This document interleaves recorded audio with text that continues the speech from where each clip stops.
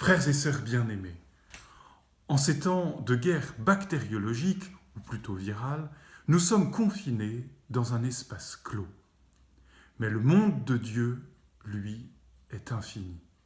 Nous sommes invités à entrer dans la joie de la foi, dans ce jardin que Dieu a planté en nous, mais également dans le monde.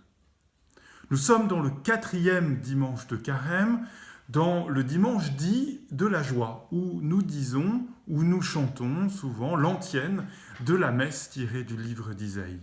Letare Jerusalem et conventum facite, omnes qui diligetis eam, gaudete cum laetitia, qui in tristitia fruistis.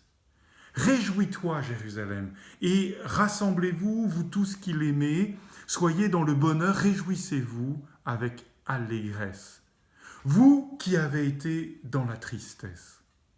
Vous pouvez bondir de joie, je continue en français, et vous rassasier du lait de consolation qui est pour vous. Nous qui sommes dans la tristesse et dans l'inquiétude, voici qu'aujourd'hui Dieu nous donne sa consolation. Et comment le fait-il ?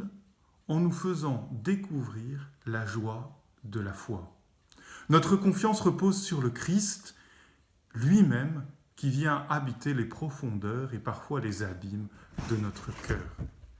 Ce temps de confinement doit être pour nous un temps de progression spirituelle vers notre intériorité où l'on découvre la présence de Dieu en nous et pour nous. Dieu prend soin de nous et nous donne sa consolation.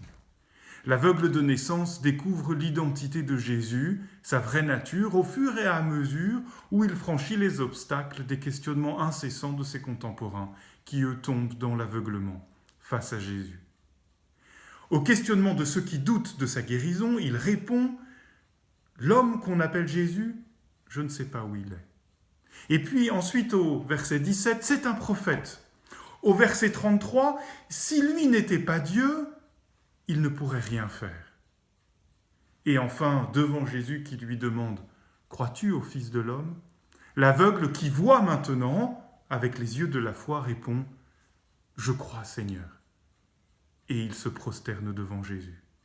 Prosternons-nous, même intérieurement, devant celui que nous reconnaissons comme étant notre consolateur et notre Dieu. Si ce dimanche encore, vous ne pouvez pas communier, demandez ardemment cette communion spirituelle, cette communion de désir du vrai corps de Jésus.